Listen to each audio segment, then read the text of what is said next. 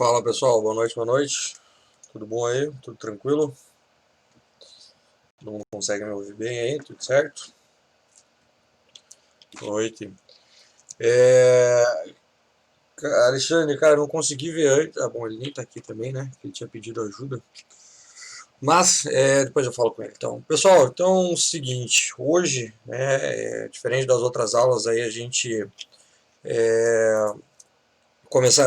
vamos começar no horário normal. Porque daí depois, né, do horário que sobrar aí ao final da nossa aula, fica para o desenvolvimento do projeto, né? A gente tem sempre esse costume, né, de inverter, de colocar a aula para o desenvolvimento do projeto antes, porque eu sei que depois da aula muita gente, né, vai embora, daí não faz nada, por isso que a gente reserva sempre no começo esse período aí para o desenvolvimento do projeto, que espero que vocês tenham utilizado da melhor maneira possível e para o desenvolvimento, obviamente, do projeto. Mas hoje, como a gente está fechando então o conteúdo de WPF, vamos começar agora às 7 horas, né, e depois, né, hoje vai sobrar bastante tempo da aula, e daí vocês podem utilizar para tirar dúvida, né, para fazer o que vocês precisarem. Então, pessoal, logo após que a gente terminar aqui, acredito que uma hora e pouquinho a gente fecha o conteúdo que precisa, de repente até nem isso, porque tem mais coisa já desenvolvida que eu estava vendo aqui. Todo o tempo restante da aula de hoje será para o desenvolvimento do projeto. Aí lembrando, né, pessoal, semana que vem nós temos segunda, terça e quarta-feira para as apresentações, né, para as equipes apresentarem e para fazerem as defesas, ok? Então, 3 dias para apresentar e para fazer defesa. Se programe direitinho, pessoal, recomendável entregar pelo menos. Seria interessante que, né, várias equipes tentassem já entregar no primeiro dia, mas no máximo aí, né, no segundo dia, para não ter muitas surpresas no final, lá no terceiro dia, que será quarta-feira de semana que vem. E, pessoal, não precisa nem me perguntar, ok? Se não deu certo nesses 3 dias, não vai ter nenhuma avaliação depois dessas 4 competências, ok? Não precisa nem me perguntar, não vai ter, ok? Então, 3 dias a gente constrói, reconstrói e reconstrói, né? Então a gente teria aí uma construção e 2 reconstruções, beleza? Então, esse vai ser aí o nosso planejamento para daí fora semana que vem, na outra, a gente entrar então na parte do desenvolvimento web. Daí a gente fecha o desenvolvimento local, a gente viu o console WPF e inicia o desenvolvimento web, que vai utilizar tudo isso daqui que a gente está vendo até agora, menos, novamente, a parte visual, né? Daí a gente vai estar desenvolvendo sites que, né, não tem... Claro que os princípios de alguma coisa são parecidos, mas daí não serão formulários, serão páginas web. Mas tudo que a gente trabalhou até agora de regras de negócio, C Sharp, orientação a objetos, Entity Framework, todas essas coisas continuam da mesma maneira, beleza? Pessoal, então vamos fechar aqui o conteúdo e depois a gente, né, posso conversar aí com cada uma das equipes, ver quais são as dúvidas, né, e conseguir ajudar vocês aí na sequência. O que a gente estava fazendo então, né, pessoal? A gente estava aqui né, na parte da metade para o final que a gente tem aqui do nosso formulário de cadastro de venda, aonde, né, nós já estávamos. Deixa eu diminuir um pouquinho o tamanho desse formulário aqui. Não vou colocar nada para o lado, vou colocar embaixo. Onde a gente já estava, né, pegando, né, as informações e trazendo aqui para o nosso data grid, né? Então, ao clicar no botão de adicionar, que foi as últimas coisas que a gente fez ali, além de carregar os valores já para todos os combo box, né? Ao clicar no adicionar, a gente pegava qual era o ID do produto, porque o selected value, né, de um combo box seleciona o valor, que é aquela informação que fica por trás do combo box, né? Não é aquela que aparece. Então a gente configurou, né, para cada combo box, né, o que ficar por trás, que é o seu valor, seria o ID, a chave primária. Então a gente pegava esse cara, nós buscávamos, né, este produto lá na nossa base, né, e aí a gente adicionava, né, criava um item aqui e adicionava ele dentro, pessoal, da nossa lista. E depois simplesmente a gente só mostrava essas informações, né? Então vamos rodar aqui, a gente vai mudar algumas coisinhas ainda hoje, mas tudo que a gente já fez continua, né, igual, só que a gente vai aproveitar essa lista de itens numa outra parte da nossa aplicação, porque como eu disse para vocês, pessoal, geralmente o que a gente printa aí na tela, o que a gente, né, vai exibir, às vezes passa por uma transformação, né? As informações elas passam de repente por uma transformação para que a gente consiga mostrar os detalhes na tela. Então, se a gente simplesmente, né, passar para o nosso data grid uma lista de item venda, ele vai ter exatamente as mesmas colunas de um item de venda, né, que é o que? Um produto, um preço e uma quantidade. E sem contar que a coluna do produto, ela é um objeto, né? Então, vou abrir aqui a venda. Então, quando a gente fala que ali a gente tem que mostrar o produto, ele a princípio printa com aquela forma, né, estranha, quando a gente não tem o toString, mas ele está printando o objeto. Então a gente não está escolhendo muito qual é o campo que está aparecendo ali, né? Quando eu pego algum produto aqui e adiciono lá, ó, né, ele mostra aqui, ó, aquela forma estranha de printar, porque a gente não tem um toString, mostra a quantidade, o preço, o ID, um criado em, e a gente não quer todos esses campos, né? Então o ID, o criado em, talvez nem precise mostrar, né? A quantidade, o produto ok, mas a gente teria que mostrar, né, um preço formatado, mostrar o nome do produto, bem provavelmente a gente queira mostrar aqui também um subtotal entre o preço e a quantidade, e aí não tendo, né, esses atributos dentro do item venda, a gente basicamente não tem como mostrar essas informações, né? Então o que a gente vai fazer pessoal, a gente vai trabalhar com um tipo de informação para mostrar na grid, né, para mostrar as informações transformadas, formatadas ali, e este cara continua existindo, né, que é o nosso item venda, e sendo adicionado aqui na nossa lista de itens dentro da venda, ele vai servir para que a gente grave no banco da forma que a gente já conhece, ok? Mas a gente vai trabalhar com outro tipo de objeto, que ele é mais flexível, para que a gente possa, né, fazer algumas coisas que a gente não tem no modelo, né? E até a gente poderia adicionar um subtotal aqui, funcionaria, mas daí para qualquer coisa que a gente tivesse que de repente mostrar na tela, a gente obrigatoriamente também deveria ter, né, este atributo lá na nossa classe de modelo, né? E às vezes a gente sabe que nem toda informação a gente precisa colocar numa classe de modelo, né? A gente pode calcular, a gente pode gerar um dado ali, que não necessariamente a gente quer essa informação no banco também. Então aqui vai ficar o seguinte, pessoal, só para não bagunçar esse, né, clique do nosso botão de adicionar, porque se a gente fizer essa mesma questão aqui dentro, esse método vai ficar muito grande. Então eu vou pegar só essa parte aqui, ó, onde a gente cria o nosso item venda e adiciona ele, né? A gente criou uma lista de itens venda aqui, ó, e no final a gente não vai nem precisar da lista de item, é só ter um objeto de venda que já vai resolver, porque dentro da venda a gente tem uma lista de item. Então eu só vou pegar isso daqui e vou tirar daqui, ok? Esse, né, o refresh aqui e tudo mais dá para deixar aqui, mas só vou tirar isso, ó, e vou colocar aqui, ó, num método novo, privado, porque a gente não vai querer utilizar ele em nenhum lugar, void, porque não vai retornar nada, não precisa ser estático, porque está dentro da mesma classe, então a gente consegue acessar, e eu vou dar um nome aqui, ó, popular itens, né, itens venda, que vai estar depois dentro da nossa venda. Este cara aqui, ele recebe um produto, justamente porque este produto que a gente vai, né, utilizar aqui, ele vai ser utilizado no item e né, na parte onde a gente vai popular o nosso data grid. Então eu vou tirar daqui, vou jogar para cá, ok? Vejam que não vai dar erro nenhum, né? Então claro que aqui no botão a gente já vai chamar esse método, porque obviamente nós não executamos ele em momento algum.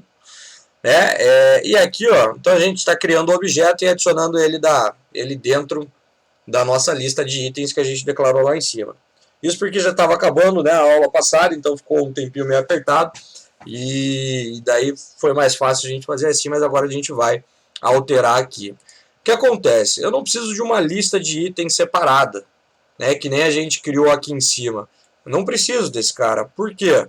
Porque a gente já tem dentro da venda, vamos abrir aqui o nosso venda, a gente já tem uma lista de item. E no final, quem a gente grava é a venda. Mas a gente não precisa gravar os itens da venda?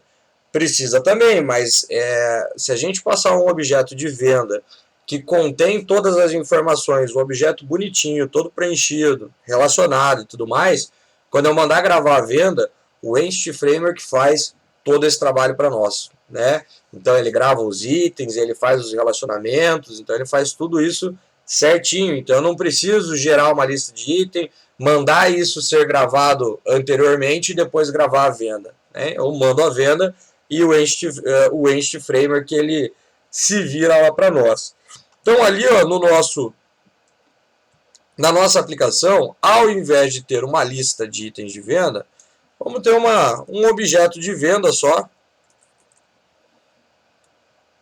né? Instanciamos aqui o nosso objeto da venda, ok? Porque dentro dele a gente já tem a lista. E tomar o devido cuidado, né, pessoal? Isso a gente já viu lá no projeto, lá no primeiro projeto do Vendas Console, que sempre que houver, né, um relacionamento nas nossas classes, ou seja, eu tenho um atributo que não é de um tipo primitivo e sim de uma classe que a gente criou, a gente precisa instanciar o objeto no construtor, porque senão, se a gente não tem isso daqui, simplesmente os atributos eles ficam nulos. Né? Instancia o objeto da venda, mas os atributos dentro deles ficam nulos. E aí, né, se a gente não tivesse isso daqui, ao tentar adicionar um item dentro da lista de itens do objeto de venda, ele ia estourar uma exceção dizendo que aquele objeto estava nulo. Ok? Então a gente tem que tomar este cuidado quando tivermos, né, um objeto com relacionamentos de classes que a gente criou dentro da nossa aplicação. Então olha lá, tem o objeto da venda e aí, claro, né, lá embaixo está dando erro, porque agora a gente não tem mais os itens. Né? Então o que eu teria que ter aqui? Né? Teria que ter o meu objeto da venda, ponto. Qual é o nome do atributo lá mesmo? O nome do atributo é itens com I maiúsculo. Ok? Então aqui, ó, ponto itens, ponto add. Já resolveu o nosso problema. Beleza? Então aqui a gente está adicionando, né, um item de venda que a gente criou aqui em cima, agora já direto dentro da venda. Então já está essa informação ali. Né? Não preciso criar uma lista separada para daí adicionar esse cara lá. Se vocês olharem naquela view do nosso projeto de vendas console, vai ter uma parte, né, onde a gente valida lá, primeiro valida o cliente, depois valida o vendedor e depois cria um loop para ficar adicionando produtos e a gente tem algo muito parecido com isso. Ok?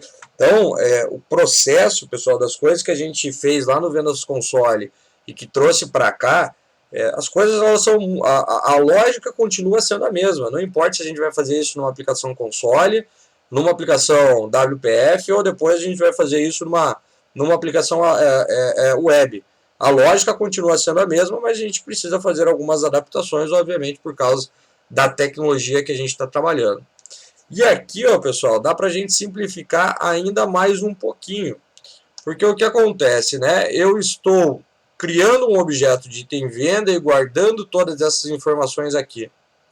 E o add, né, que é o método que adiciona, obviamente, objetos dentro da nossa lista, ele espera um objeto. E se eu estou criando um objeto aqui, ó, dessa parte aqui, é só o objeto para a gente poder depois acessar. Mas eu não vou querer acessar esse cara posteriormente. Eu posso pegar, ó, pessoal, exatamente isso daqui, ó, desde o new até as chaves aqui, ó, tirando o ponto e vírgula.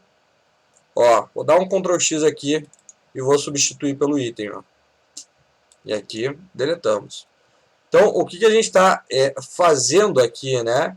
Eu estou adicionando, pessoal, eu continuo adicionando, deixa eu só formatar um pouco melhor aqui para... Opa, não era para tirar isso daqui, aqui era um enter. Só para ficar um pouco mais fácil de entender, deixa eu trazer esse cara para cá. Ó, eu estou criando um objeto já no momento em que eu estou adicionando. Então, como a gente sabe que, obviamente, tudo aquilo que a gente faz aqui, independente da linguagem que a gente esteja trabalhando, As coisas se resolvem igual as expressões matemáticas, de dentro para fora, né? Então, primeiro este objeto vai ser criado com essas informações aqui. O produto está chegando, estou colocando o produto, preço, quantidade. Então, este objeto ele é criado, mas ele já é adicionado dentro da lista. E aí eu já não tenho mais nem aquele objeto, porque ele também não estava servindo para nada, só para ser adicionado aqui. E aí a gente pode, sem problema nenhum, já adicionar dentro, né, no momento em que a gente está criando o objeto. Então, por enquanto, não mudou absolutamente nada, né? A única coisa que eu tenho que fazer é que agora eu preciso chamar aqui, ó, este popular. E daí eu já deixo um tempinho ali, pessoal, só para a gente voltar a fazer a nossa aplicação funcionar exatamente como estava antes, mas já com esses ajustes, né? Na questão de o que estava fazendo.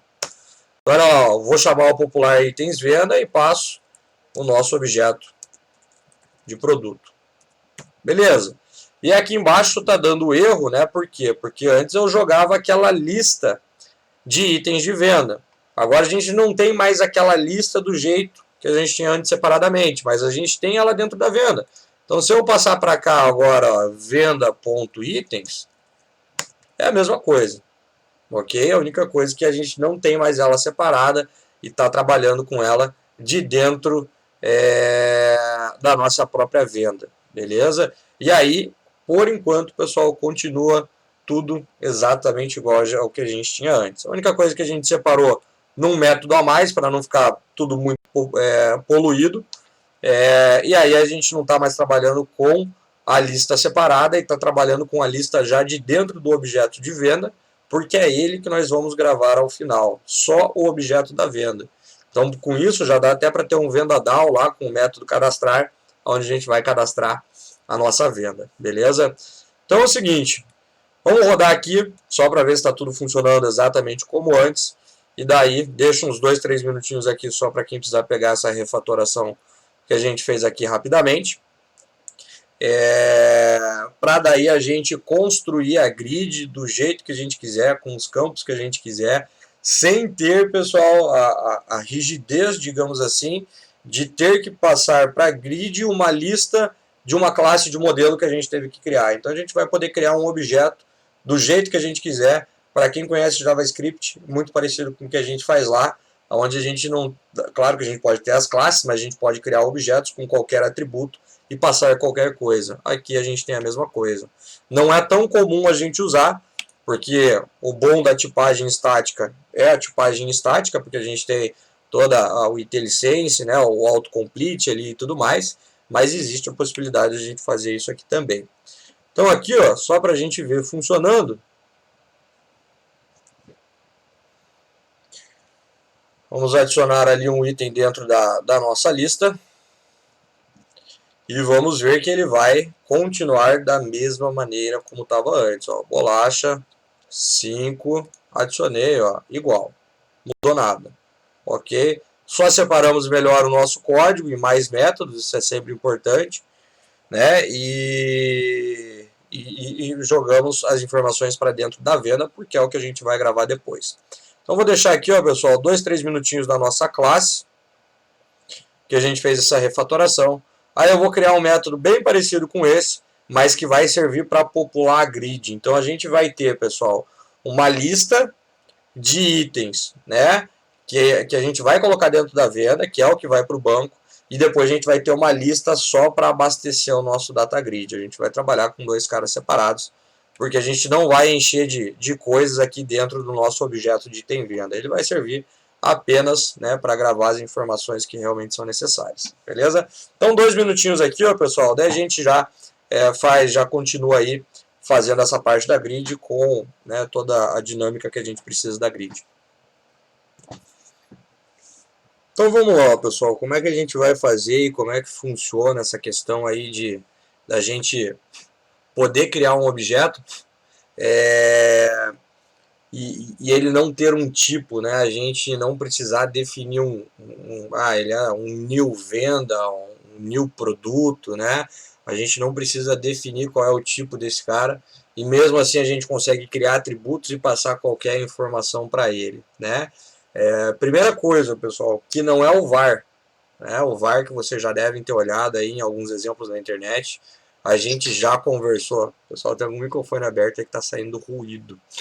Que a gente já conversou aí algumas vezes, né? Ele não é um var, né? Porque o var ele funciona da seguinte maneira. A gente já mostrei isso para vocês, mas ele funciona assim. Sempre que eu crio um var e vamos colocar aqui texto, porque eu vou passar um texto para ele.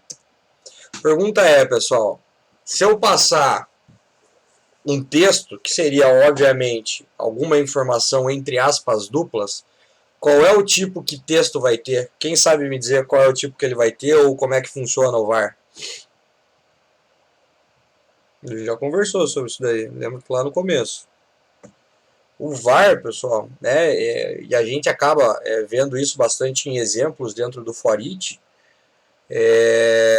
ele se adapta àquela informação, né, que você passou. Ou seja, se eu digo que o texto vai ter um texto, agora se eu passar o mouse em cima do texto, ó, texto é uma variável string. Então, o C Sharp, né, o C Sharp não, né, o Visual Studio por trás verifica qual é o melhor tipo, né, o tipo mais adequado para ele e atribui. É como acontece lá no JavaScript, né? A ideia de JavaScript não é que não tem tipo, a gente só não diz qual é o tipo, mas a tipagem dinâmica ela acaba tendo, o que em muitos casos é um grande problema, ok? Mas aqui, ó, se eu passo para o texto uma string, ok. Se eu passo para o texto um número, olha lá, ok. Se eu coloco um ponto, agora ele vai me dizer que é um double, né? E se eu passo um verdadeiro, este cara me diz agora que ele é um booleano, né? E se eu passo um datetime.now, ele aceita também e ele vai me dizer que é um datetime. Assim como se eu der um new, vamos pegar o que? Produto, ele também aceita, ok? E agora ele diz que o nosso objeto texto ele é um objeto de produto. Então, o var, a tipagem, ela acontece dinamicamente. A interface, a IDE que a gente está utilizando, identifica isso e atribui um tipo para esse cara. Ok? Então, é o var que a gente vai utilizar? Não. Né? A gente não vai utilizar o var porque a gente precisa de um tipo definido, né, a gente precisa passar alguma informação com esse tipo definido. O cara que a gente vai utilizar, e aí a gente já vai criar uma lista dele aqui em cima, ó. A gente tem o objeto de venda, e aí a gente vai criar uma lista deste objeto.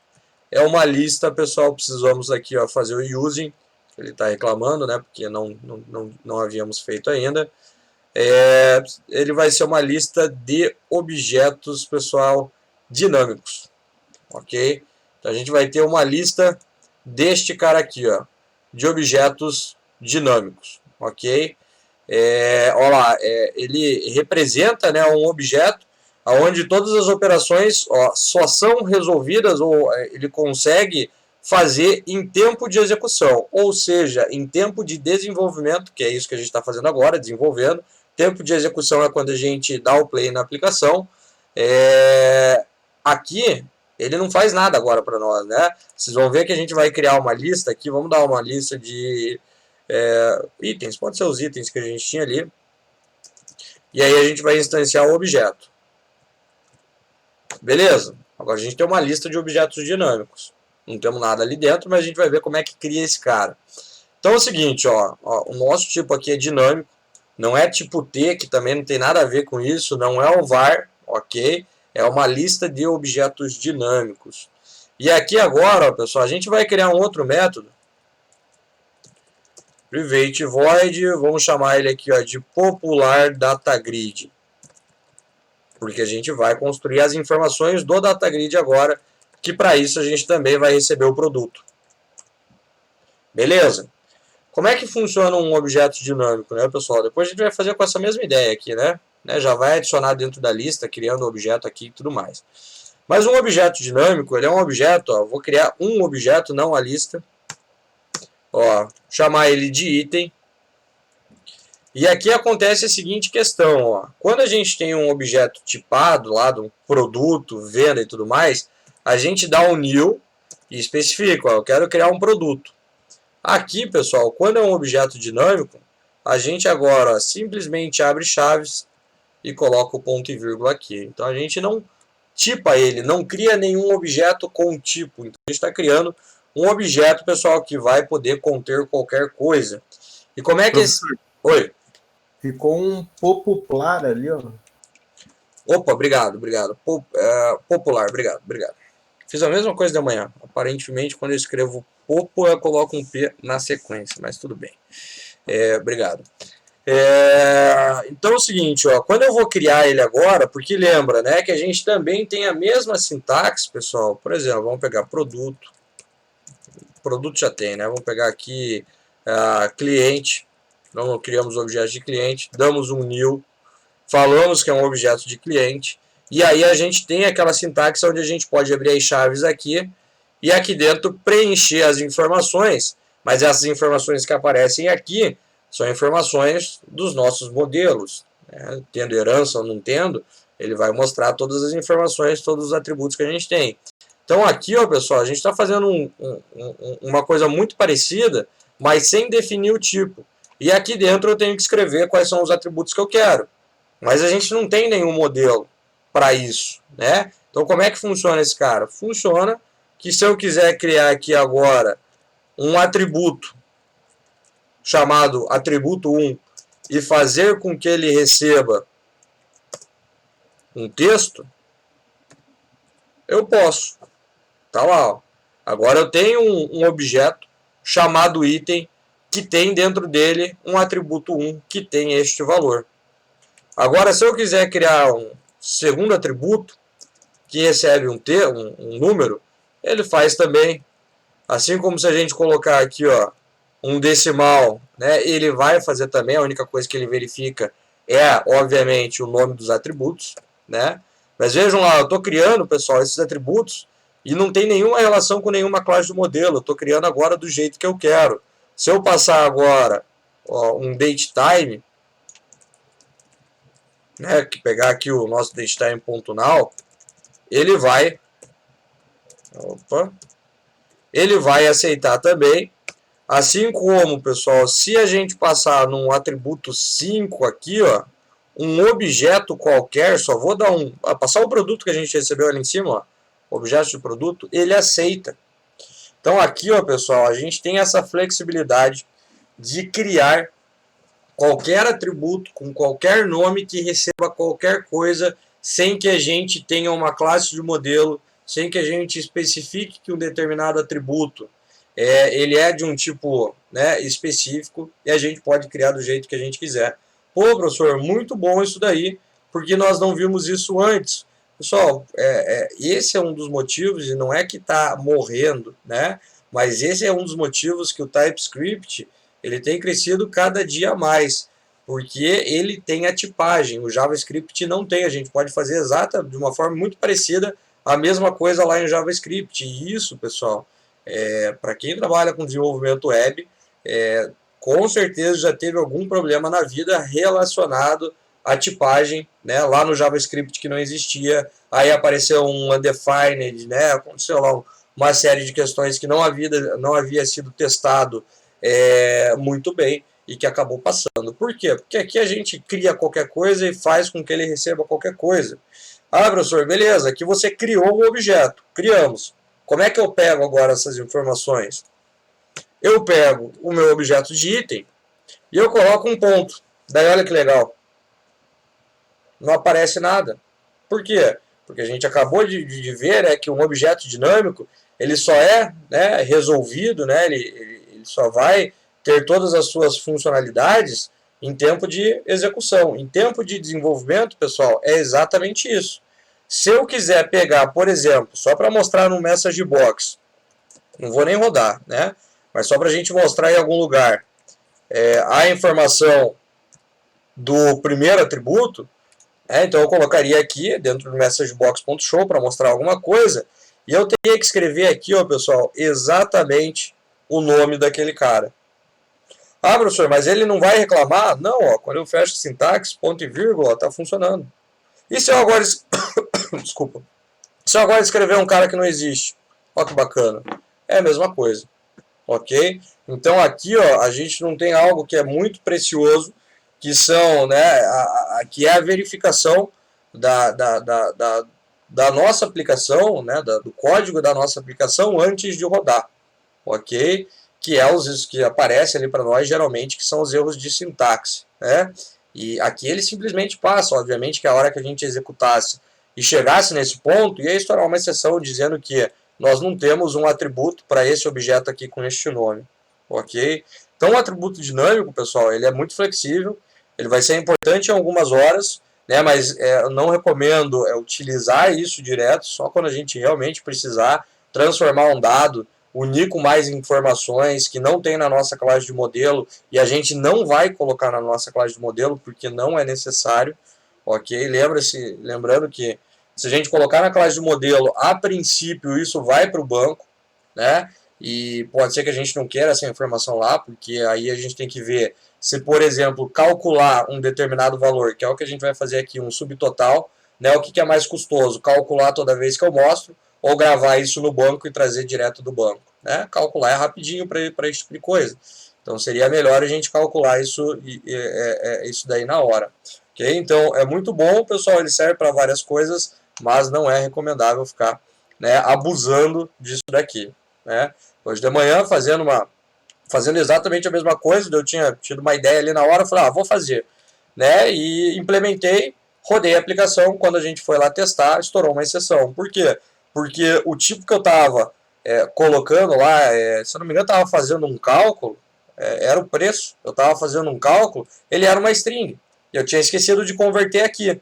Se eu não tivesse fazendo com objeto dinâmico, eu já ia ter um erro de sintaxe e ele já não ia me deixar passar dali. Ele ia falar, ó, esse cara é uma string e não tem basicamente como você multiplicar uma string, né? Ou algo desse tipo.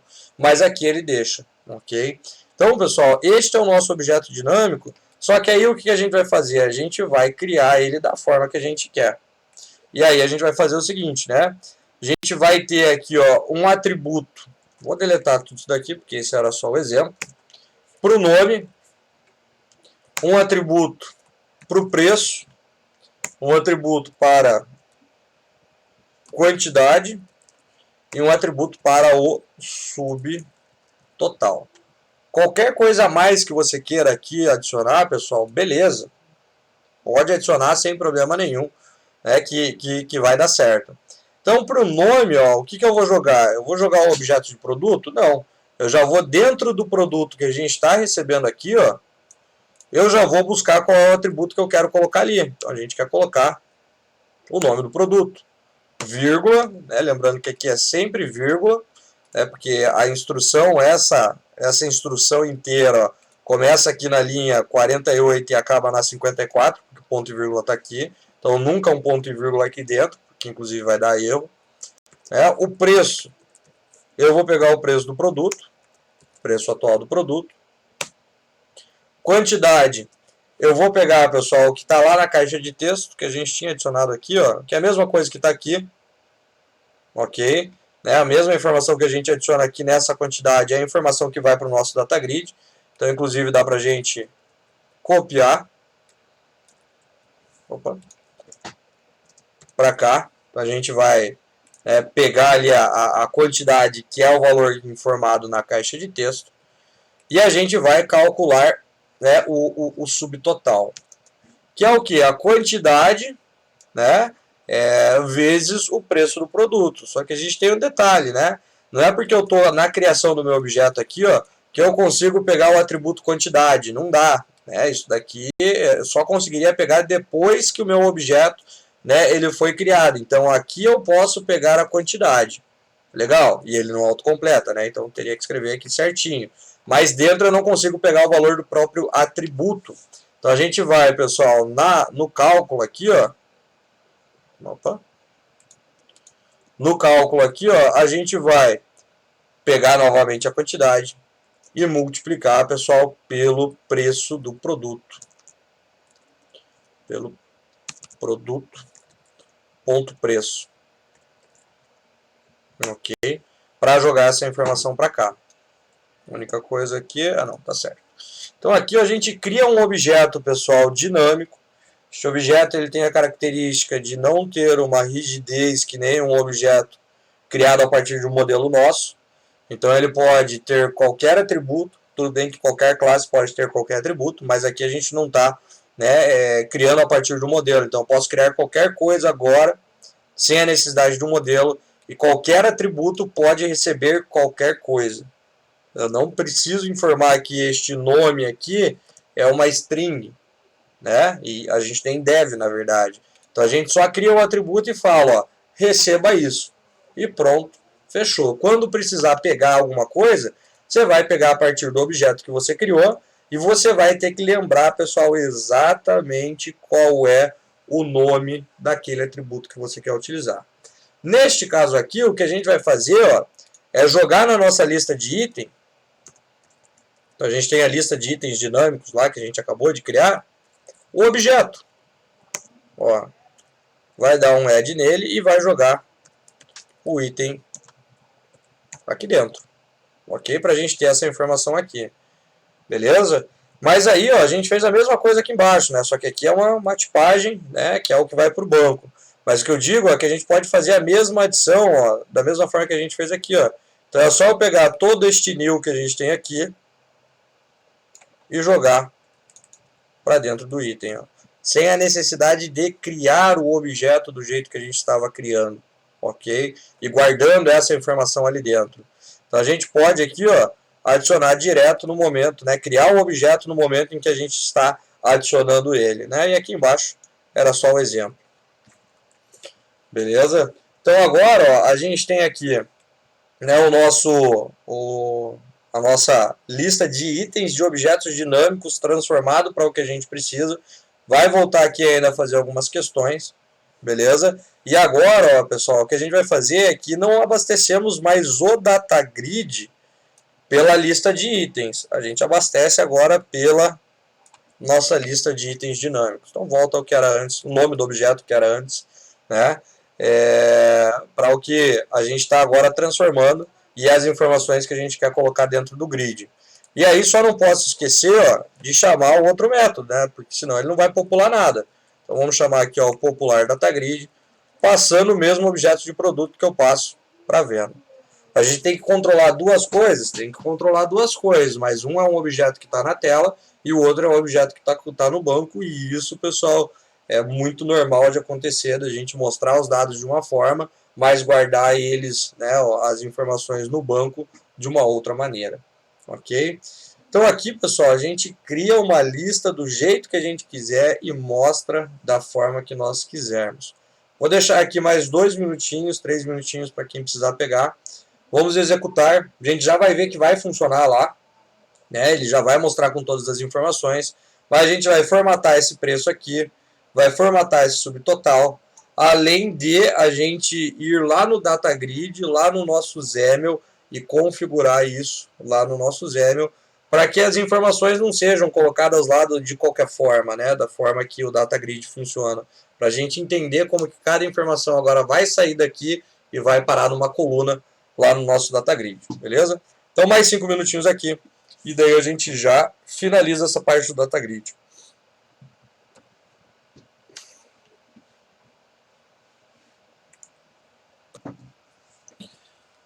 Vamos lá então, pessoal, vamos testar ali, ó. Tem algumas coisas ainda para ajustar, principalmente na formatação dos dados ali, das colunas que envolvem valores monetários. Mas isso é fácil da gente ajustar, né? É só colocar um ponto toString aí, tanto no preço quanto no subtotal, e formatar para moeda, né? Que daí a gente já consegue ver essa informação lá no DataGrid, né?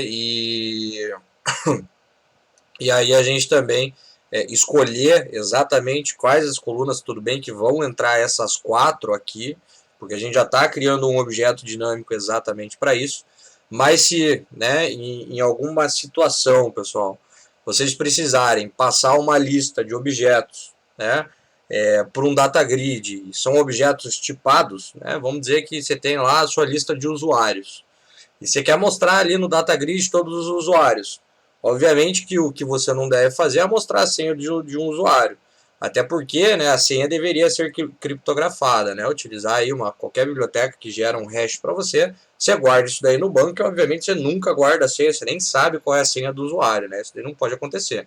Mas claro que você também, se tivesse essa questão, não ia mostrar nenhum hash. Então você quer esconder uma coluna, você não quer mostrar uma determinada informação, dá para a gente fazer isso daí também, escolhendo quais as colunas a gente quer colocar no nosso data grid, beleza? Mas antes disso, ó, então vamos ver aqui como é que ficou.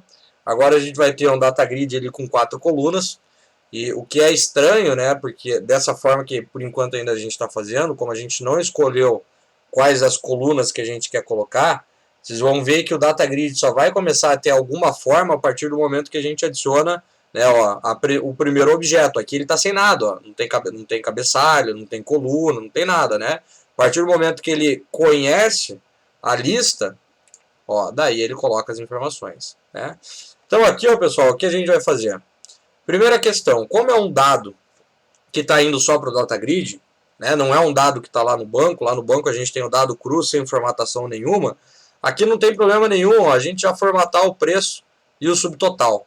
Então o preço, ó, mesma coisa vamos fazer para o subtotal, vamos colocar aqui ó, um ponto to string, formatando para C2, né, para formato monetário, aquele valor. E a mesma coisa aqui, ó, só vou dar um enter para caber, acho que ele não vai reclamar, não. Ó, só que eu quero tudo isso daqui, ó, que vire o formato monetário. Então a gente tem uma multiplicação aqui, e aí o que a gente vai fazer é... Opa, não é o Visual Studio Code, aqui não dá para fazer isso. A gente vai colocar aqui, ó, tudo isso daqui entre parênteses, para ser executado primeiro essa multiplicação, né, a gente ter um valor ao final, e aí sim a gente formata, ó, para string no formato monetário. Opa. Aqui, ó. Ponto, não, ponto e vírgula não precisa, e não precisa nem de vírgula porque é o último atributo, ok?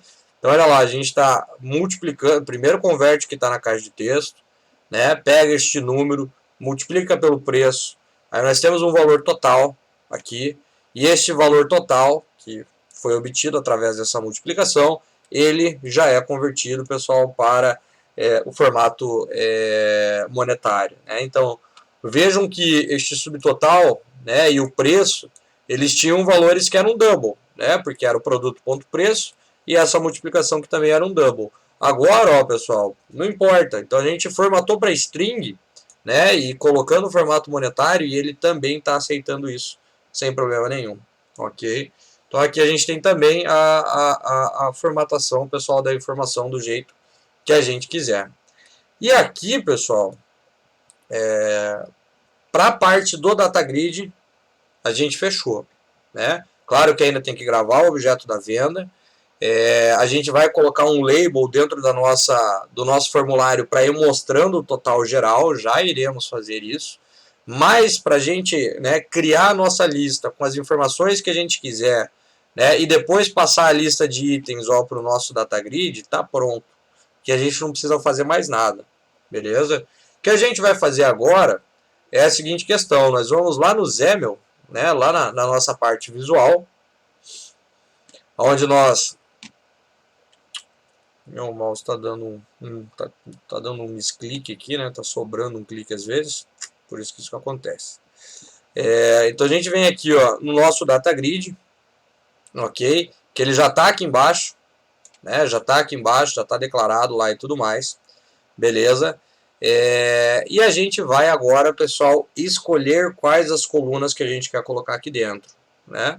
Porque como eu disse, para este exemplo que a gente está fazendo, tudo bem, a gente vai usar as 4 colunas, mas pode ser que você está usando isso daí para fazer uma listagem qualquer de uma informação, né, que vem do banco, e aí você quer escolher quais as colunas, quer escolher a ordem das colunas, né, o tamanho das colunas, que até então a gente não havia feito. Então a gente primeiro precisa, pessoal, adicionar a coluna dentro do data grid. A forma mais fácil de fazer isso, clicar com o botão direito aqui, ó, nela, só para ela criar a estrutura aqui embaixo para nós, ó. E a gente tem aqui um add column. Pessoal, uma coluna dentro do data grid ele pode ser das mais variadas formas. Ele pode ser uma coluna de texto, né? Ele pode ser uma coluna que tenha um checkbox para marcar ali alguma coisa, uma coluna que tenha um combo box para selecionar, né? Um hyperlink, ó, um template, que daí vai do que você quiser colocar lá dentro, né? Pode colocar um botão, pode colocar o que você quiser, né? Ou se não, o mais comum, que é o que a gente vai trabalhar agora, que é o Data Grid Text Column, né? Então a gente vai criar uma coluna de texto para o nosso Data Grid. Ó. Então só adicionar ali, ó, que a gente já vê, ó, a estrutura criada dentro aqui do nosso XAML, né? Ele cria aqui, ó, né? Na verdade ele tira o fechamento do Data Grid na mesma linha, fecha aqui embaixo, para que a gente tenha aqui, ó, o espaço reservado para as colunas do Data Grid. E agora, ó, se a gente inclusive observar aqui, ó, vejam que ele já criou uma colunazinha, ó. Não tem nada, não tem cabeçalho, porque a gente não colocou nada até então aqui, ó. Ou seja, se a gente pegar isso daqui, ó, e replicar, ó, dê um Ctrl C, Ctrl V ali, ó, vejam que as nossas colunas já vão aparecendo ali. Tá levando, professor? Oi? Câmbio? Alguém falou comigo? Cortou aí, se alguém falou comigo, só escutei um finalzinho. Ih, acho que já sei, né? Acho que travou. Só um pouquinho.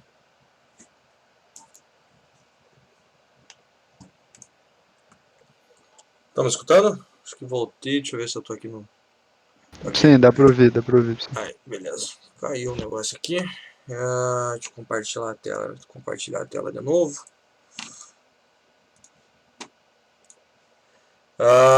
Então vamos lá, pessoal. Como eu estava falando ali, né, a gente vai adicionar, para só ficar mais fácil aqui, a gente não precisar escrever toda a sintaxe aqui, né, porque daria para a gente escrever sem problema nenhum, faria as mesmas coisas, né. Os atalhos que a gente tem aqui são simplesmente para criar o texto ali embaixo, dentro do XAML, né. E à medida com que a gente vai adicionando esses caras aqui, ó, a gente já vai tendo as colunas, né, cada uma das colunas aqui. Claro que a gente não configurou nada ainda nelas, né, então inclusive vou deletar elas aqui, porque daí depois eu copio e colo já com todas as propriedades, né, mas aí a gente já tem as colunas ali. Então uma primeira questão que a gente obviamente tem que colocar é o cabeçalho ali da coluna, né, que é o título, que a gente consegue colocar pela propriedade header, né, a propriedade ali de cabeçalho, onde a gente vai ter aqui, por exemplo, o nome do produto, e aí a gente já tem, né, o nosso data grid com essa informação. Uma outra coisa que a gente pode colocar aqui, pessoal, é o tamanho. A gente pode especificar um tamanho, né, para essa coluna. A gente pode colocar isso com um tamanho fixo, por exemplo, 200, ele vai ter 200 pixels, né, vou colocar aqui, ó, um 150, né, que ele vai ter aquele tamanho. Ou a gente pode utilizar uma medida aqui, pessoal, que é o que a gente acaba utilizando na maioria das vezes, que é a porcentagem, que é através do asterisco que a gente coloca ali. Então vejam que a partir do momento que eu coloco aqui uma coluna que tem, né, o seu tamanho 1, e aí eu coloco o asterisco do lado, vejam que ela ocupou o tamanho inteiro disponível, pessoal. Ela pegou toda o meu data grid. Por quê? Porque se eu copiar e colar agora, e agora eu tenho dois caras com peso igual, o que ele faz para mim? Ele divide exatamente cada coluna com o mesmo tamanho. E se eu der um Ctrl C, Ctrl V agora, ó, eu tenho 3 colunas com o mesmo tamanho. E aí eu posso ir brincando aqui, ó, e colocando, por exemplo, no primeiro 2. Como é que ele está calculando isso daqui? Isso daqui é feito através de peso, né? Mesmo peso que a gente tem para as notas, né? Que tem notas que tem pesos, né, diferente, significa que ele vai ter um peso maior, né, no fechamento da média lá, por exemplo. Aqui é a mesma coisa. Como é que funciona o sistema de pesos, né? Isso também dá para fazer né, no Android, a gente trabalha com pesos também, na desenvolvimento web também dá para a gente trabalhar com pesos, né?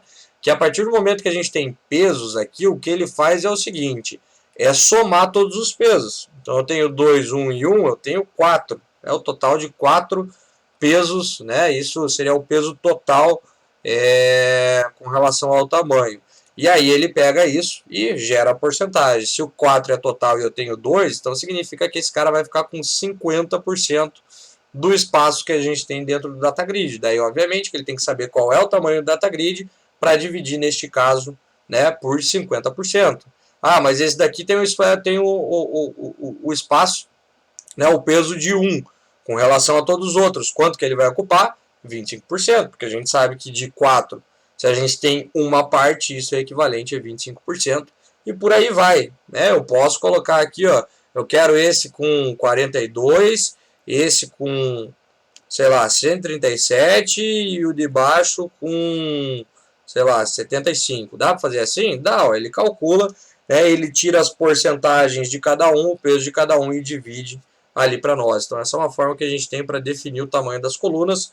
Nesse caso aqui, pessoal, eu vou colocar todo mundo, vou apagar aqui, só por exemplo, e vou colocar todo mundo com 1. Todo mundo vai ter o mesmo espaço ali. A partir do momento que eu adicionar mais, ele vai criando este particionamento aí dentro do nosso data grid, ok? E aí, pessoal, o que a gente tem que fazer aqui agora é dizer que esta coluna do nome vai ser vinculada com o nome, com o atributo nome daquela lista dinâmica que a gente acabou criando lá na nossa classe ali deste formulário. Como é que eu faço isso, né? Como é que eu digo que essa coluna pertence àquele atributo? Como é que eu faço esse vínculo, né? Este binding. Então a gente tem aqui, ó, para as colunas, uma propriedade chamada binding, ok? E dentro dele aqui, ó, eu vou dar um enter para conseguir mostrar aqui na mesma tela. Então dentro dele aqui, ó, a gente vai abrir chaves, que é a sintaxe que a gente tem que colocar. A gente vai escrever aqui, ó, binding novamente. E aqui, pessoal, vem exatamente o nome do atributo da lista que você quer, né, vincular aqui para essa coluna. Então, no caso, a gente tem o que, né? A gente tem nome, preço e quantidade subtotal. Então, vem exatamente o nome que está aqui, ó. Então, vai ser nome, depois preço, quantidade subtotal. Até porque aqui, né, no nosso XAML, ele não sabe que a gente vai receber uma lista de objetos dinâmicos e não tem um autocompletar aqui com o nome que a gente precisa, né? Então eu tenho que escrever exatamente com o nome correto, né? Então eu estou vinculando agora esta coluna com este binding com aquela propriedade lá da lista que está lá no nosso, como se fosse o back-end aqui do nosso formulário, né? E aí, ó, é só uma questão de copiar e colar. E aí a gente consegue mostrar, ó, vou colocar aqui o preço, só que lembrando que, né, aqui é o cabeçalho, então posso colocar o cedilha. Aqui é o vínculo, lá está preço, então a gente coloca com o C, né, e letra maiúscula. E aí a mesma coisa para a quantidade aqui também. E a mesma coisa para o subtotal. Daí eu já deixo, pessoal, 1 minutinho, 2 aqui para quem precisar pegar, antes da gente testar. Ó, veja que ele vai colocando as colunas lá para nós, né? E com o tamanho que a gente escolheu, se alguma você precisar que tenha um tamanho maior, né? É só ir aumentando o tamanho dos pesos. Única coisa, né, pessoal, não façam que nem eu fiz ali no exemplo, colocar valores que a gente não sabe mais ou menos quanto que vai dar. Eu não sabia quanto que ia fazer ali. Claro que eu sei que o do meio ia estar maior porque eu tinha colocado mais peso. Mas tenta trabalhar com valores, né? Sei lá, até 10. Né? Ah, eu quero que cada... Se a gente colocar, né, até 10, eu colocaria aqui, ó, 2,5, 2,5, 2,5, 2,5. Então eu sei que ele vai ocupar 25%. Ou até 100, né? Daria para colocar aqui, ó, 25, 25, 25 e 25. É a mesma coisa que 1, porque o peso é igual. Né? Ah, mas eu quero um que tenha 40%. Beleza, muda 1 para 40, faz a soma de todos para ver se chega no 100. Você vai saber exatamente quanto cada um está ocupando de espaço em relação à porcentagem do seu data grid. Beleza? Então, sempre recomendo que trabalhe com valores que você consegue fazer o cálculo meio que de cabeça e fica fácil de você entender qual é o espaço que cada um está ocupando ali. Beleza? Então aqui, ó, pessoal, a gente fez o quê? Configurou o nosso data grid para escolher exatamente quais as colunas a gente quer. Beleza? E não deixar com que, né, a aplicação gere isso para nós da forma que ela achar melhor. Beleza? Então vou deixar aqui mais um minutinho, daí vamos rodar. Tem mais uma questão para a gente ver aqui. Quem conseguir rodar vai ver que o data grid ainda vai ficar meio estranho. Vai ter algumas coisas ali que estão meio estranhas. Mas daí a gente já ajusta isso e daí fechamos o data grid e vamos só calcular um subtotal para daí gravar o objeto da venda, beleza? Então mais 2, 3 minutinhos aqui só na parte do data grid, daí a gente já testa e continua lá. Vamos lá então, pessoal, vamos testar ali, ó. As coisas elas já vão estar mais ou menos ali do jeito que a gente espera, mas o que vai acontecer ainda, vou abrir do outro lado aqui, é que ao adicionar ali, ó, vocês vão ver que o nosso data grid ele já vai ter as colunas que a gente escolheu. Só que quando a gente for adicionar um item dentro ali da nossa lista de vendas, né, um produto, ó, tem exatamente as colunas que a gente escolheu, ok? Aí eu vou adicionar um novo cara, adiciono aqui, aí olha que estranho que ficou. Tô vendo que ele está colocando aqui ó, o nome, preço, quantidade, subtotal, tudo certinho. Mas se vocês olharem aqui, ó, ele duplicou, ó, nome aqui, preço aqui, quantidade e o subtotal. Então tem o que a gente consegue entender com isso, né? É que tem as colunas que a gente colocou lá, exatamente as colunas que a gente escolheu, mas ao adicionar ele entende que tem que fazer esse processo automaticamente. Por quê, pessoal? Porque, como a gente já viu, sempre que a gente passar uma lista para o nosso data grid, ele vai montar as colunas automaticamente. É isso que ele faz para ficar, né, de repente, de uma forma mais fácil, né? E para quem não quiser personalizar, não precisa. Ele já aceita e funciona. Mas a partir do momento que a gente escolhe quais são as colunas que a gente quer colocar, essa função de gerar tudo isso automaticamente a gente tem que desativar. Beleza? E isso, pessoal, a gente desativa aqui no nosso data grid. Toma cuidado para pegar o data grid, não pegar nenhuma coluna, nada aqui, ó, com a propriedade que existe dentro dele, que é o auto, ó, generate columns, né, onde ele gera as colunas automaticamente, a gente simplesmente deixa falso. Agora ele não vai mais, né, ao receber uma lista, gerar essas colunas automaticamente. Então as únicas colunas agora que vão ter no nosso data grid são as colunas que a gente escolheu aqui embaixo e fez o binding com cada uma das informações que a gente colocou ali, beleza? Então agora não temos mais esse problema, né? E ele vai preencher as informações da forma que a gente viu ali, mas sem gerar essas colunas novamente, beleza? Aí agora sim a gente completa aqui o nosso data grid, podemos rodar de novo, vamos dar uma olhada aqui funcionando. E agora a gente já consegue ver. O que a gente precisa fazer agora, e daí eu vou deixar um tempinho para vocês implementarem, ver se sai essa questão, é finalizar isso daqui. Qual que é a ideia lá então, pessoal? Agora eu vou deixar uns 15 minutos, né, mais ou menos.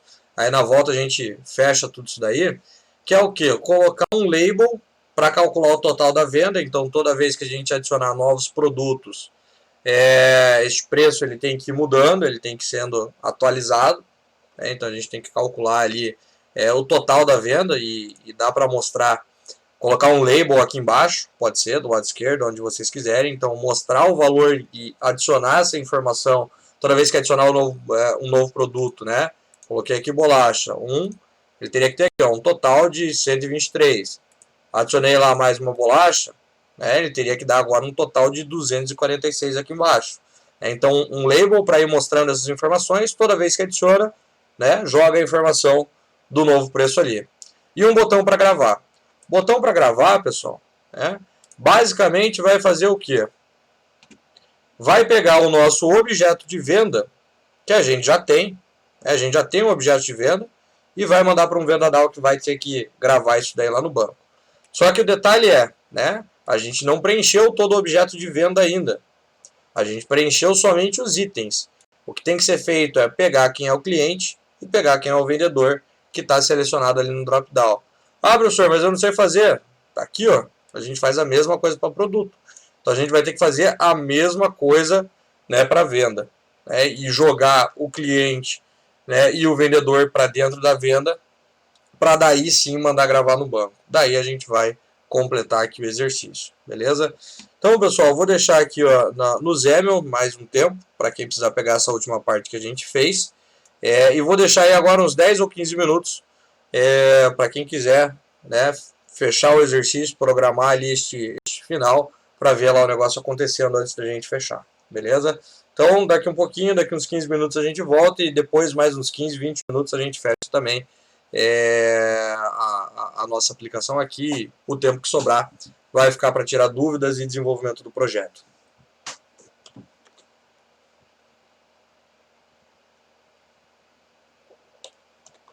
A gravação da aula, o vídeo, subo logo na seguida. A hora que acabar aqui eu já corto ele se precisar e se não demorar muito eu já subo ele.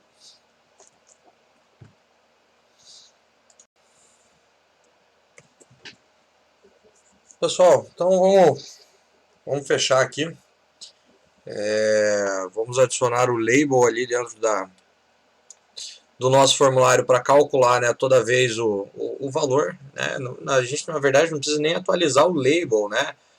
Na verdade, não é que não precisa atualizar, mas não tem nada de especial aqui, é só a gente criar uma variável que vai calculando o total e a cada clique que a gente der, a gente faz com que esse label receba este novo valor. E aí a gente já resolveu o problema também.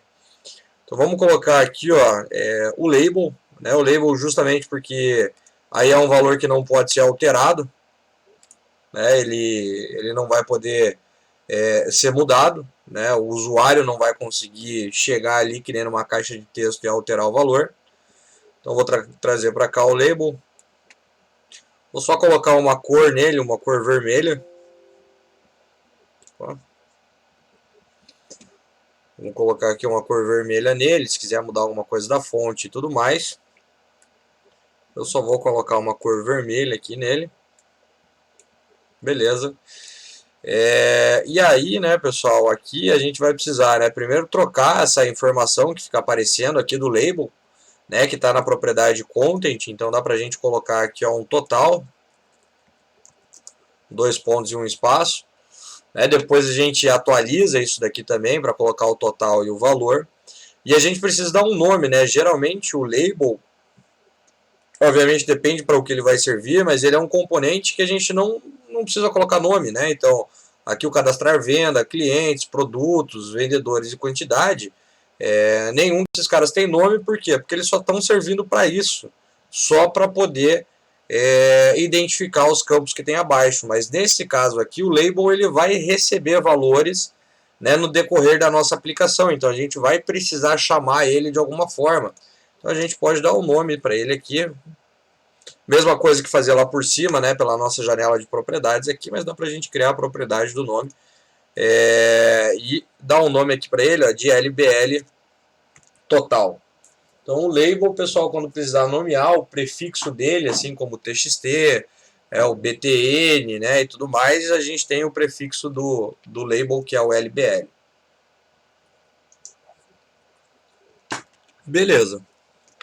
Feito isso, então, o que eu tenho que fazer é, toda vez que clicar aqui, ter uma variável que guarda um valor e que a gente vai acumulando o valor dessa variável. Como a gente já fez, pessoal, lá no projeto de vendas console, só que daí a gente mostrava ao final, né, quando a gente carregava, trazia todas as vendas. Aqui a gente vai mostrar já na hora, como se fosse uma aplicação aí de qualquer, né, estabelecimento de venda, que você vai passando os produtos e aí já vai mostrando o valor. A única coisa que aqui a gente não tem, obviamente, é um leitor de código de barras, né? A gente está pegando ali pelo drop-down. Então vamos lá, a gente vai lá na nossa classe, lá no método, pessoal, onde a gente adiciona aqui, ó, o valor, né, o botão, né, o produto, né, a gente adiciona o produto dentro da grid, populamos a venda, né, atualizamos a grid, e aqui toda vez que a gente clicar a gente vai ter que calcular esse total. Então, primeira coisa é criar essa variável do total aqui em cima, porque ela não pode ser criada dentro do clique, senão ela sempre vai perder o valor anterior. Então a gente cria aqui, essa variável vai ser criada no momento que o formulário for criado, e como é uma variável que acumula valores, a gente precisa iniciar com alguma coisa, senão a gente sabe que não dá para acumular nada. Ok? Então, recebe 0. O que eu faço? Basicamente, toda vez que o total, né, que a gente adicionar ali, né, alguma coisa, o total vai receber o que ele já tem, então o mais igual, o valor que a gente quer, que é a mesma multiplicação que a gente tem aqui embaixo. Ó. É a mesma multiplicação que a gente tem aqui. Só que a gente vai ter que fazer essa multiplicação de novo, porque eu não tenho acesso aos itens, né, aqui. E o valor de subtotal a gente não vai conseguir pegar. Então a gente vai pegar exatamente o que tem aqui, ó, e acumular no total. Então, primeira vez, tem 0, pega o que está na quantidade, vezes o preço do produto, joga dentro da variável e fechou. Ok? Próxima vez vai acontecer a mesma coisa, só que acumulando com algum valor já existente. E agora o label, ó, no seu conteúdo, ele vai receber a informação formatada ali. Então, olha lá, total, 2 pontos, né? Porque se a gente colocar só o valor, ele vai apagar a palavra total, porque ele está recebendo, então é a mesma coisa que uma variável ter um valor e receber outro. Apaga-se o que tinha antes, né? Então a gente vai interpolar com a palavra total, né? E aí, pessoal, colocamos o total, que é a nossa variável. E podemos formatar para moeda, né? Só que aqui não há necessidade, por ser numa interpolação, já mostrei isso também, da gente colocar o toString C2, né?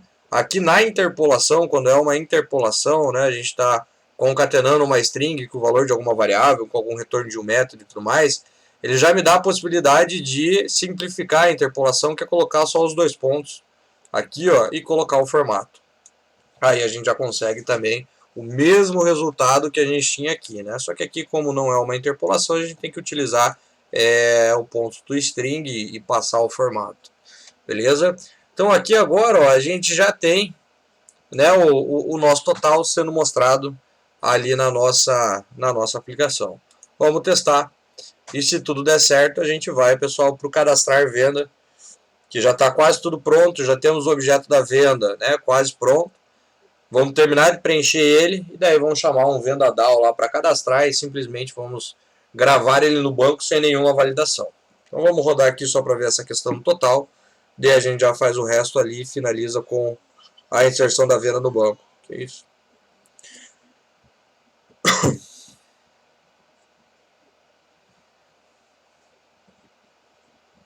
Vamos lá, cadastrar venda. E vamos adicionar os produtos e vamos ver isso sendo mudado ali embaixo, né? Ó, vamos colocar lá a bolacha, quantidade 1, ó, tá lá, ó, 123, beleza. Se a gente adicionar mais um, vou colocar aqui a quantidade 10, ó, tá lá o subtotal, né? Que é a soma desses, né, 2 valores aqui, não importa quantos a gente for adicionar, ele vai gerando aqui os totais para nós, né? Formatado e tudo certinho. Então agora a gente vai adicionar um botão de cadastrar, né, ou de gravar a venda, tanto faz o nome, que vai reunir, né, daí aqui a gente vai selecionar um cliente, vai selecionar um vendedor e vai fazer, né, o cadastro dessa venda unindo tudo isso daqui, ok? Unindo todas essas informações. Então para isso, obviamente que primeiro a gente vai precisar do botão, né? Então vamos adicionar um botão aqui no nosso formulário, exatamente igual aos outros. Vamos pegar aqui, ó, um botão, trazer aqui para o nosso formulário, né? Não vai mudar nada do que a gente fez nos outros botões. Vamos só alinhar ele aqui, junto com os outros componentes. E aí vamos lá, né? Vamos dar um nome aqui, ó, o conteúdo dele, né? Que é o texto, cadastrar. Vamos puxar para o lado, porque aumentou o tamanho aqui, né? Alinhar de novo. Vamos usar um nome para o botão, para que fique fácil de identificar lá na classe qual é o clique do botão, né? Então aqui vai ter o btn cadastrar. E aí a gente precisa gerar o clique dele. Ok? Só dar um duplo clique aqui para gerar o evento deste botão, que nem fizemos exatamente até agora. Deixa eu só subir um pouco aqui. Acho que ele não está alinhado do jeito que eu quero, que era para alinhar embaixo. Está pegando a palavra e não aí. Acho que agora sim. Então vamos dar 2 cliques aqui, ó. Ele vai gerar o clique do botão lá para nós, então aí fica, né, dando um nome, fica fácil de encontrar aqui na classe, né, que este é o clique do nosso botão de cadastrar. assim como a gente tem, né, o clique do botão de adicionar, então fica, por mais que não seja necessário nomear, porque a gente geralmente também não muda nenhuma propriedade, que nem a gente faz aqui do o texto, receber alguma coisa, do label, da caixa de texto, mas daí fica fácil da gente encontrar no código qual é o clique, qual é o evento de cada uma dos controles, dos componentes que a gente tem dentro do nosso formulário. E aqui, pessoal, o que a gente precisa fazer é, né, pegar a venda ponto o cliente e fazer com que ela receba o cliente que veio do banco, né, mas com base no que estava selecionado no combo box. Então a gente vai criar aqui, ó, um inteiro para o ID do cliente, e do mesmo jeito que a gente fez para o produto, tá exatamente igual lá, ó, a gente vai pegar, ó, o valor selecionado do nosso combo box de cliente e a mesma coisa do nosso combo box de vendedor, ó. Então tá exatamente igual. Primeiro aqui estamos pegando os dois valores, né? Então a gente está pegando vendedores, eu acho que é vendedores, e aqui a gente vai ter o ID do vendedor que estava selecionado. Agora, tendo os dois IDs, eu posso ir até o banco e armazenar o resultado dentro da nossa, né, do nosso atributo ali da venda, neste caso de cliente. Mas a gente vai lá, ó, no cliente DAO, já temos o método que busca pelo ID, passamos o ID do cliente e pronto. Já atribuímos para dentro da venda um cliente que passou por uma busca no banco com base no ID daquilo que estava selecionado o pessoal ali no combo box. E a mesma coisa para vendedor. Passa o ID do vendedor, vai lá no DAO do vendedor e atribui na propriedade certa, né, na propriedade do vendedor. Então aqui a gente só está terminando de preencher o objeto da venda. Nosso objeto de venda já tem uma lista de itens, cada item tem o seu produto, né, que é de uma outra classe, a quantidade e o preço. Depois a gente agora termina, pessoal, passando o cliente e o vendedor. Não dá para a gente fazer isso daqui no adicionar, né, porque senão toda vez que eu adiciono um novo produto eu estou buscando o cliente e o vendedor, mas isso é necessário só ao final. É claro que valeria aqui, né, caberia validações para ver se está tudo preenchidinho, né, mas vamos partir do princípio aqui do caminho feliz da nossa aplicação, onde, né, o formulário ele vai estar inteiro preenchido. E por fim, o que não temos ainda, né, mas é o nosso VendaDAO, não temos o VendaDAO ainda, ponto cadastrar que também não tem, mas a gente já vai deixar aqui pronto, porque daí é só a gente criar o nosso VendaDAO com o método cadastrar ali, ok? E aí, pessoal, a hora que a gente for gravar, do jeito que está agora, ainda a gente vai ter um problema, né? Justamente já falei para vocês, mas já mostrei como é que resolve isso há uma semana atrás, na aula de quarta-feira passada, que é a questão de termos vários contextos na nossa aplicação. Se a gente for olhar, a gente tem, e aí já vou lá para a parte da venda, mas a gente tem, ó, cliente, produto e vendedor. Em cada um deles, a gente tem a criação de um novo contexto. Ou seja, eu tenho 3 objetos de contexto na minha aplicação.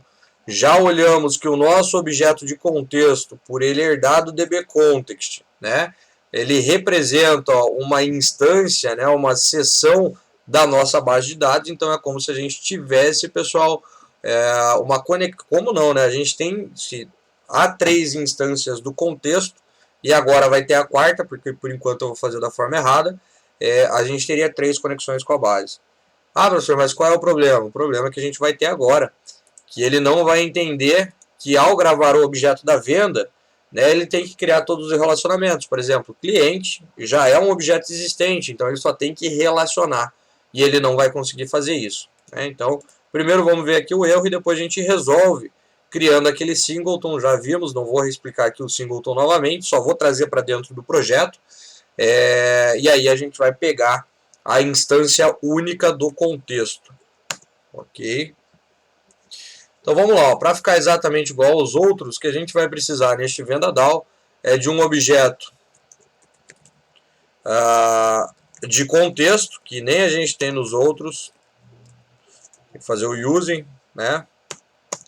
Cria lá o objeto de contexto, poderia até ter copiado de alguma outra classe, né? Instancia o objeto aqui, e ele não fez o using.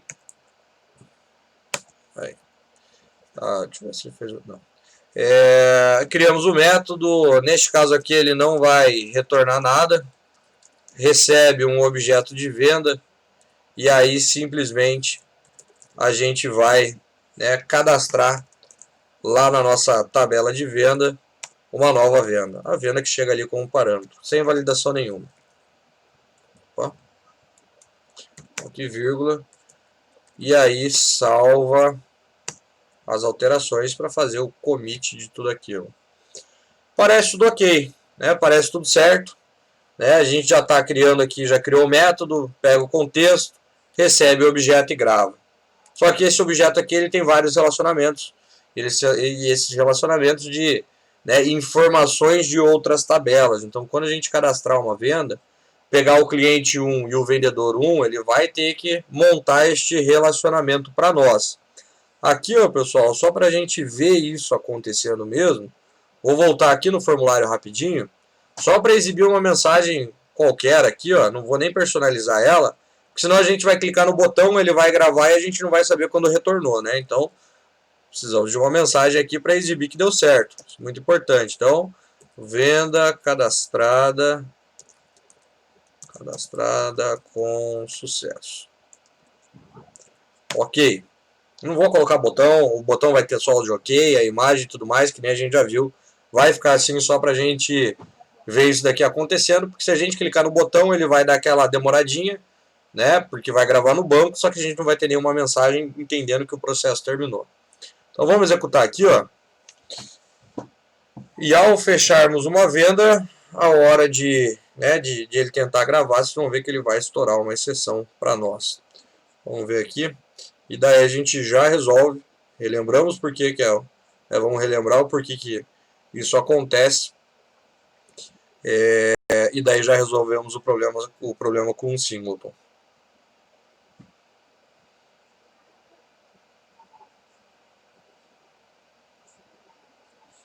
Então, vamos lá, cadastrar venda.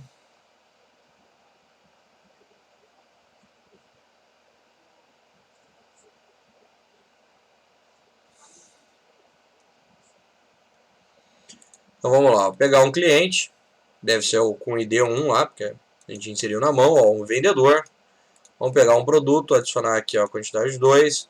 Vamos pegar um segundo produto, colocar uma quantidade 3. Ó. Então agora o nosso objeto de venda, inclusive, antes de cadastrar, ó, só para a gente ter realmente certeza de como ele está, vamos colocar um breakpoint aqui, ó, antes do cadastro, na linha na verdade, né? Mas daí ele vai parar aqui antes de executar.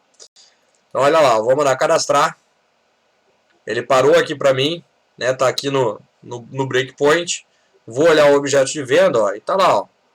Cliente, pegou o cliente, ó, ID1, né? O criado em o ID0 da venda, porque é uma venda nova, né? O vendedor, ó, com o ID, ok. Os itens, né? Temos dois, posição 0 e posição 1, ó. Então, o item também é novo, o item, mas o produto já existe, ó. Tá aqui o ID do produto. Então tá tudo ok, né? O nosso objeto ele tá, né, do jeito que a gente espera. Agora, se eu mandar continuar, ó, ele vai voltar para cá, ó, e tá lá. Ó. O que está acontecendo aqui, né, pessoal? O que ele está dizendo, ó? Deixa eu aumentar um pouco o tamanho disso daqui.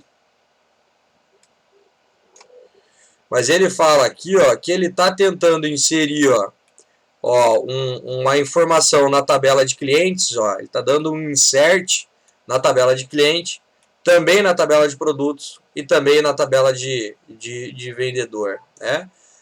Basicamente essa exceção aqui está estourando pela seguinte questão. Vamos parar aqui a aplicação. Que o que acontece? A gente grava essa venda, este objeto de venda, correto?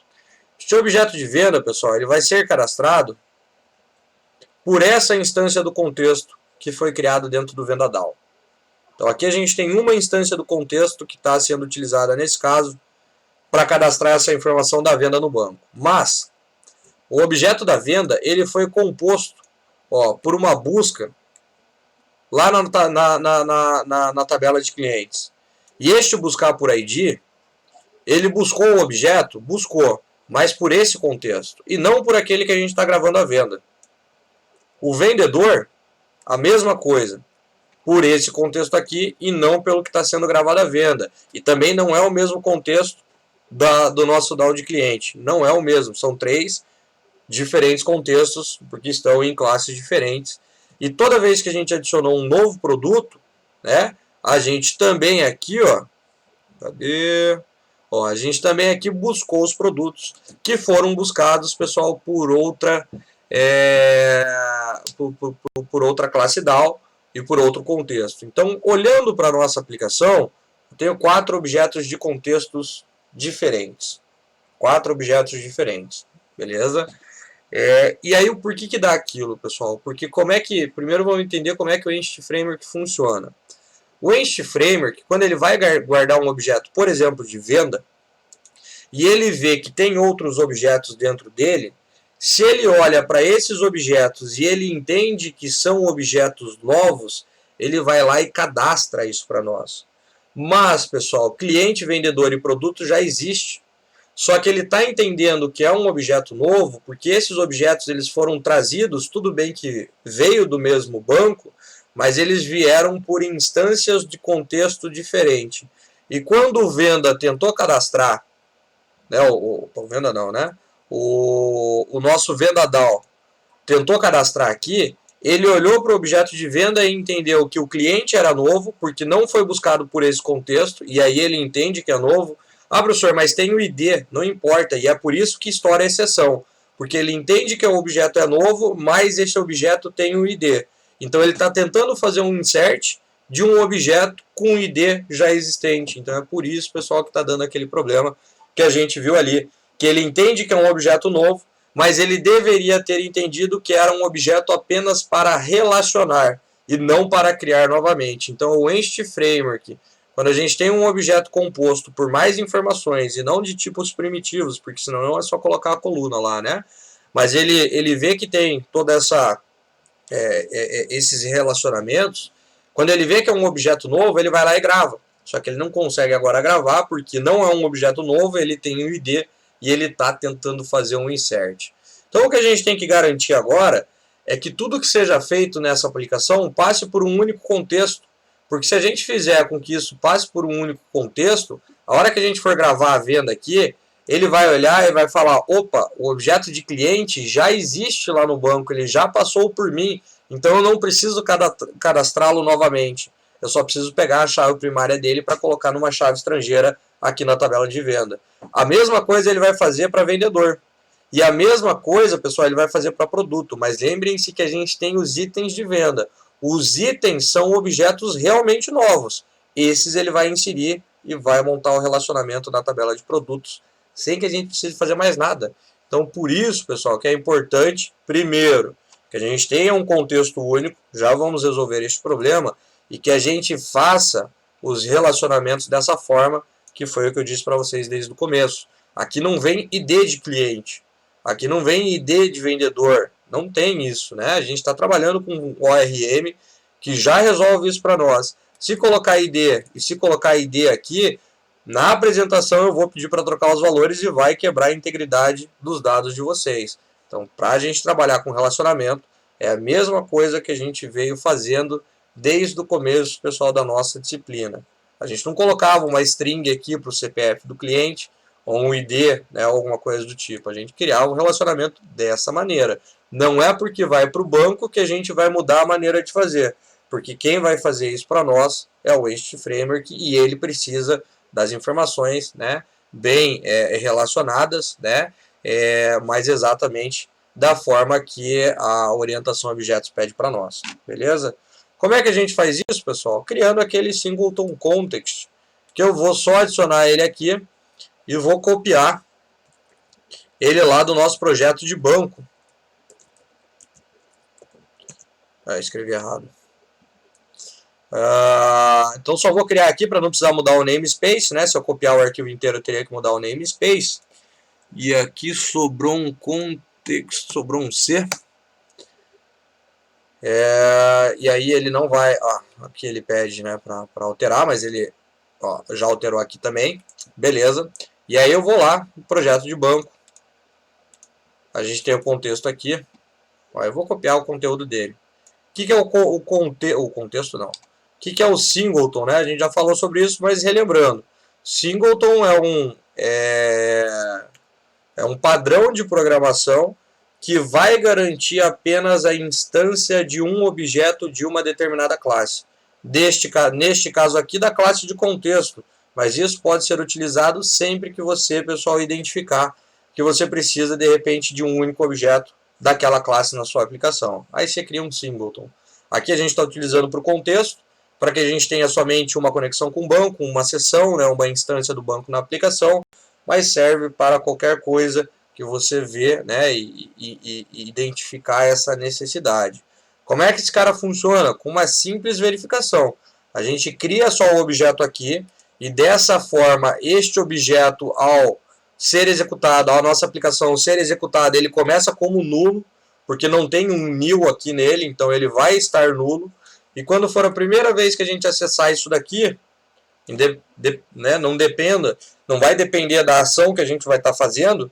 Quando a gente vier a primeira vez em qualquer DAO, a gente vai acessar esse cara. E aí tem a pergunta, né? O contexto está nulo? Opa, primeira vez está nulo. Então vamos instanciar ele. Simples assim. Instanciei, sai do if, retorna o contexto instanciado. Maravilha, criamos o nosso contexto. Segunda vez que a gente chamar esse cara aqui, a gente vai novamente perguntar, tá nulo? Ele vai falar, ó, já não está mais nulo, já passaram por aqui, ok? E aí ele simplesmente não entra no if, ou seja, não cria um novo contexto e simplesmente retorna o já existente. E aí resolvemos o problema. Só que não podemos, obviamente, colocar o singleton e esquecer de ir em cada DAO e instanciar agora o objeto por aqui, pegando a instância, né, do objeto pelo singleton e não mais simplesmente instanciando ele da forma que a gente instancia, e é correto qualquer objeto. Só não é correto, não só, né, mas para essa situação não é o correto a gente instanciar ele. Então a gente vai pegar isso daqui, ó, e trocar, pessoal, em todos os DAOs. Então, cliente, produto, e tomem cuidado, né, pessoal? Já peguei muito pessoal usando o contexto, né, o singleton, e aí cria um DAO novo e acaba dando um new, né? E daí tem o new em alguns DAOs, e no outro a gente tem pelo get instance. Vai dar problema mais para frente também. Então a gente tem que garantir que todo DAO seja seja instanciado, né, pelo nosso singleton, ok? Ou que a gente pegue a instância pelo nosso singleton, beleza? Aí, pessoal, agora sim, agora a nossa aplicação vai gravar um objeto de venda da forma que a gente espera. Agora a gente tem que testar e olhar. E aí, para a gente fechar, a gente vai, obviamente, olhar o banco. E quando eu digo, né, da forma que a gente espera, a gente tem que saber o que esperar também. Então a gente tem que saber como os dados eles vão ter que ficar no banco. Não é só deixar com que o Entity Framework faça ali para nós, né? Como eu disse para vocês, já teve equipes de alunos que perderam o tempo da apresentação porque estava tudo certinho, só que eles estavam olhando para o banco e estavam esperando as informações de uma maneira e as informações estavam de outra. E a maneira que estava correta, eles que não estavam enxergando ou não lembravam dos conceitos de banco da forma, né, que deveria, e ficaram se batendo e depois perderam tempo, depois foram falar no fim comigo. Então a gente tem que, obviamente, pessoal, saber, né, ou pelo menos ter uma ideia de como essas informações ficarão lá na nossa base de dados, beleza? Mas aqui já é para dar certo, se não esquecemos de nada. Agora vamos pegar aqui a venda, ó. Agora já é para a gente conseguir cadastrar uma venda da maneira correta na nossa aplicação. Pegar o primeiro cliente, o vendedor 2, produto, vamos adicionar aqui ó, um com uma quantidade 2, pegar o segundo com a quantidade 3 e vou cadastrar. Ó. Venda cadastrada com sucesso, já não estourou mais exceção. Vamos lá, na verdade vamos cadastrar mais um aqui, ó. Vou inverter agora, ó, cliente 2, vendedor 1. Vou colocar aqui, ó, um produto apenas, cadastrou, legal. E aí vamos olhar lá no banco, né? Então agora vamos abrir lá no banco, vamos olhar a tabela ou todas as tabelas, né? E vamos ver se os dados eles estão, né, íntegros, as chaves primárias, chaves estrangeiras, todas as informações estão ali. E aí sim, pessoal, já é para a gente ter conseguido gravar o objeto de venda da maneira que a gente espera. E aí o que eu falo, né, pessoal, naquele documento lá que, né, tem todas as especificações do nosso trabalho, de criar uma funcionalidade que dê sentido a todos os inputs, essa parte de venda que a gente fez aqui, né? Claro que poderia controlar um estoque, verificar se tem ali aquela quantidade. Poderíamos, na sequência, mostrar essas informações também, né? Tirar um relatório. Então são essas funcionalidades, porque se for só para cadastrar, eu faço isso no Excel, que trabalha muito melhor do que a gente ter que criar uma aplicação para isso, né? Então tem que ter essa funcionalidade que alugue um livro, que devolva um livro, né? Que marque uma consulta, que não deixe marcar uma consulta num horário que já tem aquele médico já tem alguma coisa, né? Então são essas funcionalidades um pouco mais robustas, né? A gente tem que sair do CRUD. CRUD, querendo ou não, ele não agrega valor em quase nada, né? Ele está lá porque a gente precisa cadastrar as informações ali, mas a gente desenvolve para automatizar processo, né, que alguma pessoa faria manualmente. Só os cadastros não vai agregar muita coisa, né? Mas então vamos olhar lá, ó, nossa venda, nossa tabela de venda. Como é que ela ficou? A gente já conversou sobre a tabela de venda, como é que ela ficaria, ó. E agora a gente tem duas vendas, ó. Ah, mas cadê os produtos? Não é aqui que os produtos ficam, né? Não tem como a gente criar aqui. Porque veja o seguinte, novamente, primeira venda tem dois produtos. Como é que eu teria duas colunas aqui? E daí na segunda tem uma. Daí, né, sobra uma coluna. E depois eu tenho uma venda com 30 produtos. Não dá. Não é essa a ideia. Não é assim que banco trabalha, né? Então tá lá, eu tenho a primeira venda, cliente 1 e cliente 3. Tenho a segunda venda, cliente 2, cliente 1 e vendedor 3. E aqui a gente tem, né, a segunda venda. Eu tinha 3 vendedores lá, não lembro agora. Talvez tenha deletado um, tem que dar uma olhada. E aqui a gente tem, ó, a segunda venda com, né, o cliente 2 e o vendedor 1. Vamos olhar a tabela de cliente primeiro. A gente vai ter, acho que, cliente 1 e 2. Ó, cliente 1 e 2. Ok. E aí a gente tem a tabela de vendedores, que deve ter um 1 e 3 ali, né? Alguma coisa assim. Porque eu não lembro. Tá, depois eu vou fazer um teste, mas ok, né? Tá certo, tá aqui o primeiro, tá aqui o segundo. Talvez eu tenha deletado um segundo aqui, porque só tem 1 e 3. Mas ok. E aí, pessoal, onde é que a gente olha o resto? Na tabela de itens de venda. Então, agora na tabela de itens de venda, não é a tabela de produto ainda, são dos itens, né? Então eu consigo ver que os dois primeiros itens, ó, isso eram registros novos.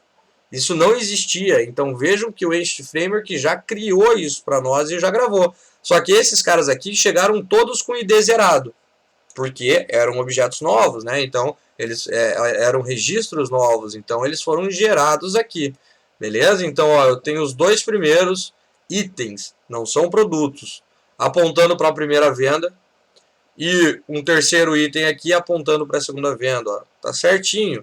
Ah, quero olhar qual é o produto, né, da venda 1, ó, produto 1 e produto 3, quantidade, ó, tá aqui, do produto 1 e do produto 3, né, e o preço, que era o preço atual. Se eu olhar a minha tabela de produtos, aí a gente consegue ver aqui o produto 1 e 3, são esses caras aqui, e, né, o produto da segunda venda ali, ó, era o produto 1 de novo, que era este produto aqui, ok? Então agora, pessoal, se a gente fizer, né, todos aqueles caras que vocês já devem ter visto em banco de dados, aqueles selects que tem aí junções lá e tudo mais, vocês conseguem trazer a venda, conseguem trazer o cliente, conseguem trazer o produto e todas as informações, porque, né, os dados do nosso banco, eles estão íntegros e está tudo correto, né? Inclusive, por exemplo, se eu pegar uma venda aqui, e eu já disse para vocês, eu vou fazer isso se estiver errado. Ah, vou pegar aqui, O relacionamento está montado da forma correta? Está montado da forma correta. Ou seja, se eu tentar colocar aqui, ó, no vendedor um ID 5, que a gente sabe que não existe, ó, ele não deixa, o banco não deixa para nós, ok? Porque ele está dizendo que não existe um cara lá. Ah, se eu quiser mudar para um, posso? Posso, porque um existe. E aí eu estou mudando meus dados aqui, ó, assim como eu posso mudar para um aqui e para um aqui. Isso, ok. Eu só estou brincando aqui com o meu banco. Mas o que a gente não pode fazer é chegar e colocar um ID 10 aqui de um cara que não existe. Se colocou com valores inteiros, né? Este relacionamento aqui ele não foi criado, né? E por mais que a gente consiga trazer os dados, gravar e tudo mais, a integridade dos dados no meu banco não está sendo mantida. Pessoal, então a gente fecha aqui o conteúdo de WPF, o conteúdo da primeira parte da nossa disciplina, dessa parte do desenvolvimento local. Fora a semana que vem, na outra a gente inicia o desenvolvimento web, e daí, né, segunda, terça e quarta a gente tem os dias, né, para desenvolver o projeto, para quem precisar ainda, desenvolver, tirar dúvidas e tudo mais, e para quem já quiser apresentar também a partir de segunda, apresentou, deu tudo certo, obviamente que não precisa vir para as 2 próximas aulas, né, a gente só volta com conteúdo, pessoal, na semana do dia, vamos olhar aqui, dia 5 mais 7, 12, né? Na semana do dia 12. Daí a gente começa todo o conteúdo de desenvolvimento web. Mas, pessoal, novamente, se já está com dificuldade aqui, toma cuidado que para a segunda parte da disciplina é tudo isso daqui, mais a parte do desenvolvimento web. Só cai fora a parte visual. Todo o resto continua sendo igual, beleza? Então, dá uma olhada lá, dá uma estudada a mais.